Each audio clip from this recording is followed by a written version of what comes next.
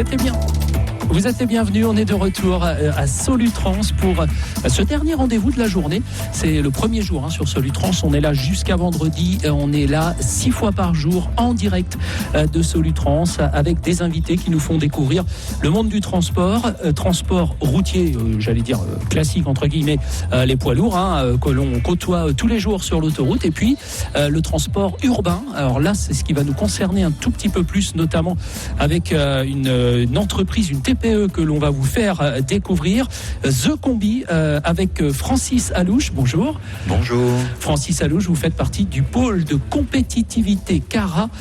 C'est Rémi Berger, directeur innovation, qui va nous en parler. Bonjour. Bonjour. Alors, c'est quoi un pôle de compétitivité ? Alors, un pôle de compétitivité, c'est avant tout un réseau d'acteurs, d'entreprises, de centres de recherche, de collectivités, de transporteurs également. Et notre rôle, c'est d'animer ce réseau d'acteurs pour faire émerger de l'innovation, de l'expérimentation ou aider nos entreprises à croître, à accéder à des marchés. Donc on est là, on est un support aux entreprises, aux acteurs de la recherche, on est là pour les mettre en relation et les aider à structurer leurs activités de recherche, d'innovation, les aider à se faire financer leurs projets d'innovation, que ce soit au niveau européen, au niveau national ou au niveau régional. Vous appelez CARA, ça veut dire quoi ? CARA, c'est une marque, ce n'est pas un acronyme, donc c'est CARA Auvergne-Rhône-Alpes, et voilà, c'est la marque CARA. D'accord, parce qu'il y a plusieurs pôles de compétitivité en France, rappelons-le quand même. Certains s'occupent plus particulièrement, par exemple, de la voiture, c'est le cas vers Sochaux. Vous, c'est quoi votre priorité ? Alors, historiquement, on a été créé autour de la thématique du transport de marchandises et de personnes en milieu urbain, mais en transport massifié, autour des activités de Volvo, Renault Truck et de Iveco Bus sur la région lyonnaise. Aujourd'hui, on s'occupe du transport de marchandises et de personnes, mais de façon systémique, en intégrant 6 filières de véhicules, dont les filières historiques, bus, camions, voitures, mais également le ferroviaire, le fluvial, le transport par câble et les mobilités actives et durables. Et donc concrètement, ça veut dire quoi ? Ça veut dire qu'il y a un endroit où toutes ces entreprises sont là, dans le même bâtiment, dans le même endroit, ou est-ce que vous allez dans chaque entreprise pour faire le lien ? Alors on est là pour faire le lien, on est un catalyseur, donc on est là pour connaître l'écosystème, connaître les industriels, les intégrer au réseau, les faire adhérer à nos valeurs et à nos activités, et on propose des activités de mise en réseau, que ce soit purement de la rencontre. On a les carapéros par exemple, qui sont les apéros tout simplement, et puis de temps en temps on a des activités plus techniques, on appelle des think tanks, on a des rencontres autour de projets, on a des groupes de travail, des groupes technologiques, voilà, tout ça pour échanger, pour que nos adhérents puissent échanger, grandir sur des thématiques, partager leurs expériences, partager leurs problèmes, parce qu'on est aussi là pour cela. On est là aussi pour accompagner les problèmes, remonter ça aussi à nos collectivités, à nos politiques, pour qu'ils comprennent les problématiques de l'écosystème économique que l'on défend, qui est celui du transport. Oui, rappelons-le, parce que vous parlez des politiques, ça a été créé par le gouvernement, ces pôles de compétitivité, rappelons-le. Tout à fait. Alors on est pôle de compétitivité et cluster. C'est globalement la même chose. C'est des réseaux, un qui est plutôt tourné innovation, un qui est plutôt tourné développement des entreprises. Mais au final, on a des activités qui sont complètement complémentaires. Et c'est des 2 initiatives qui sont financées à la base par l'État pour le pôle de compétitivité et par la région pour le cluster. Aujourd'hui, tout est financé par la région, la partie État étant intégrée à la partie régionale aujourd'hui. Et vous n'avez pas vu le jour depuis l'année 2020. On a l'impression que pendant la crise sanitaire, ça s'est un peu tout arrêté en 2020. Pas vous. Non, pas nous. Non, on a eu une activité très, très riche. On fait de l'aide, du support aux entreprises dans un cadre de mutation technologique que connaît le transport, dans un cadre de difficultés économiques. Les gens aussi avaient plus de temps à nous accorder, puisque moins d'activités. Donc nous, on a pas souffert, mais on a eu une activité très, très importante sur les années Covid, avec les plans de relance d'autant plus, puisqu'on a été sollicité très fortement par la PFA, qui est notre fédération, entre guillemets, de tutelle sur beaucoup d'aspects. C'est la plateforme automobile. Voilà, la plateforme automobile. Et on a été énormément sollicité pour accompagner les acteurs régionaux sur les appels à projets de plan de relance ou du CORAM, qui sont vraiment des outils. C'était quoi le plus dur finalement pour ces entreprises, ces TPE, ces PME qui étaient avec vous pendant cette période-là ? C'était la partie, j'allais dire entre guillemets, administrative, parce qu'il y a plein de choses de mise en place, ou est-ce que c'est le manque de relation avec les autres qui posait souci ? Les deux.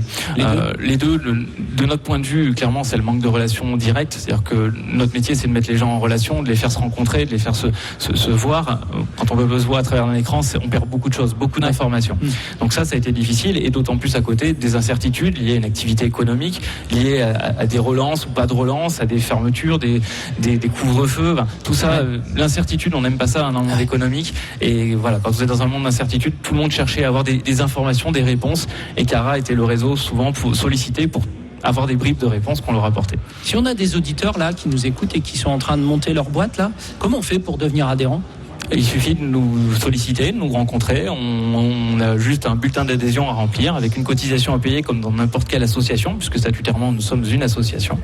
Voilà. Et puis si vos activités sont en lien avec les nôtres, qu'on trouve des valeurs communes qui sont la mutualisation volontaire, le partage d'expérience, la collaboration, il n'y a aucun problème pour intégrer le réseau Cara qui accueille de toute façon tous ses membres et tous les nouveaux membres avec plaisir.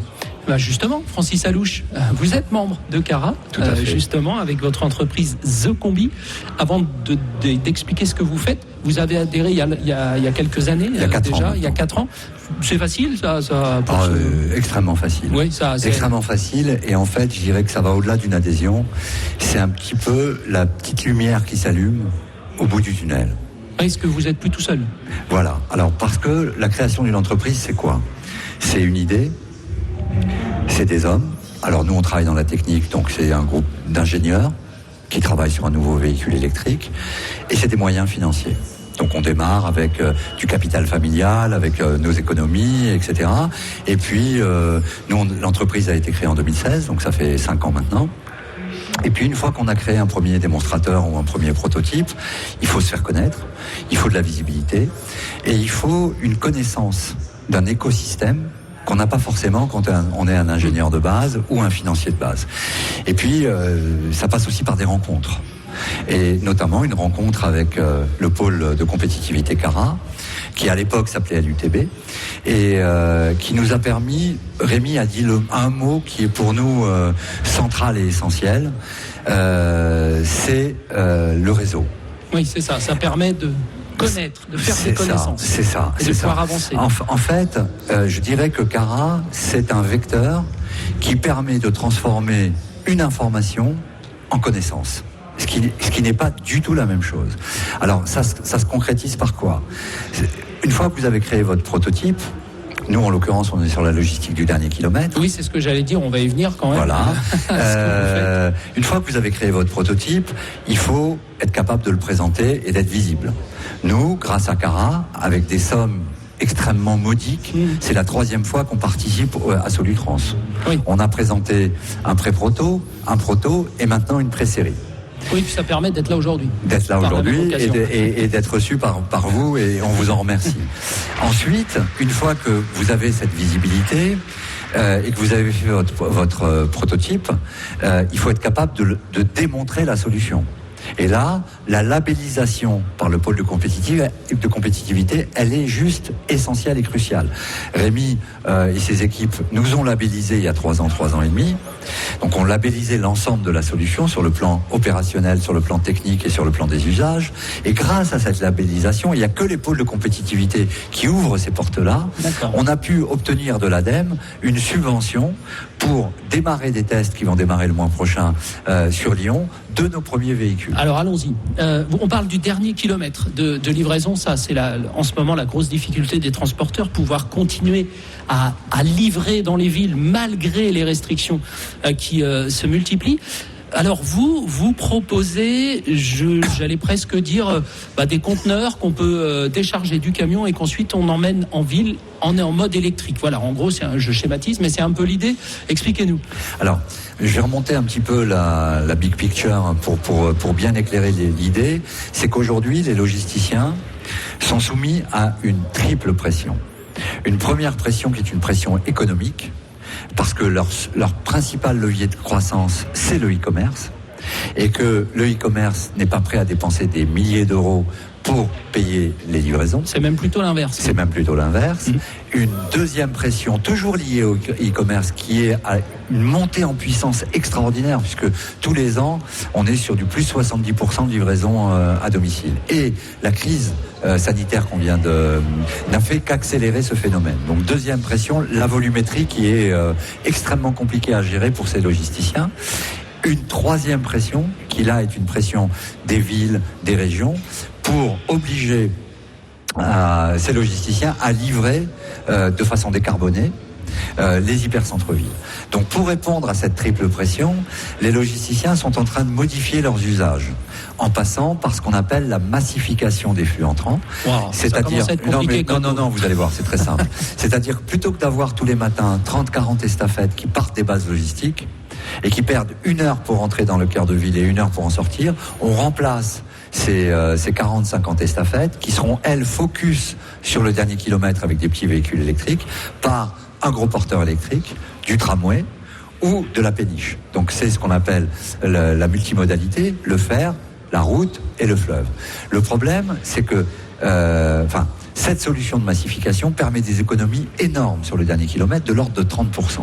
Mais une fois arrivé en centre-ville, comment faire pour transférer d'un gros porteur les colis à livrer vers un petit véhicule urbain 40 tonnes de électrique. colis à vider, ça commence à occuper un peu. Donc ça génère ce qu'on appelle une rupture de charge et toute l'économie en amont grâce à la massification, elle est annulée. Donc nous, l'idée, c'était de containeriser, donc de mettre dans des containers, des espèces de Rolls qui ont la taille d'une palette, ces colis. Les containers sont traçables, on sait exactement ce qu'il y a à l'intérieur et on a développé un container équipé d'un système de roues rétractables qu'on a breveté au niveau européen. On a développé un petit véhicule urbain électrique et notre solution permet de charger et décharger ces containers n'importe où et sans aucun moyen de levage grâce à des roues qui rentrent à l'intérieur. Et ensuite, on prend le véhicule électrique qui emmène les conteneurs. C'est ça l'idée ? C'est ça. C'est ça. Et comme on est basé dans des bases d'hyper proximité, le premier client à livrer pour le chauffeur du dernier kilomètre, il est à 200 mètres. Ah oui, donc c'est plus proche. Donc il y a 2 heures d'économie dans une journée, 12 et 30% s'il n'y a pas de rupture de charge. Oui, moins de coûts, du temps gagné et moins de coûts. Ça, voilà. Je pense que vous allez trouver des clients, oui, j'imagine. Oui, oui et si vous voulez, pour en venir à Cara, parce que c'est quand même le sujet central, au-delà de 1, la visibilité, 2, la labellisation qui nous a permis d'avoir cette subvention, Cara nous aide aussi pour monter des dossiers, notamment au niveau européen. Oui, ça. Ça, c'est hyper important. L'administratif, oui, toujours l'administratif. Voilà. On y revient souvent. Et puis, on a affaire à des gens, comme ils sont dans l'innovation depuis longtemps, ils comprennent tout de suite. Ils savent comment ça va fonctionner. Voilà. Merci beaucoup, Francis Alouche, de nous avoir présenté The Combi, dont on parlera certainement. Et puis merci à vous, Rémi Berger, pour ce gros plan sur ce pôle de compétitivité. Merci à vous. Merci à tous de nous avoir écoutés aujourd'hui en direct de Solutrans. Vous restez sur Autoroute Info, bien sûr. L'actualité trafic continue. Quant à moi, je vous donne rendez-vous demain matin. Ce sera dès 10h.